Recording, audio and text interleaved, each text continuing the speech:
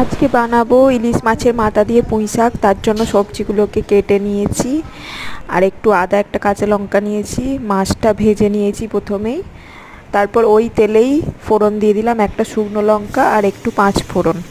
তারপর আলু, কুমড়ো, পুঁই শাকের ডাঁটাগুলো আর বেগুন সব একসাথে দিয়ে একটু নুন আর হলুদ দিয়ে ভেজে নেব। প্রথমে হালকা ভাজা ভাজা হয়ে গেলে তারপরে আদা আর কাঁচা লঙ্কা দিয়ে দিলাম।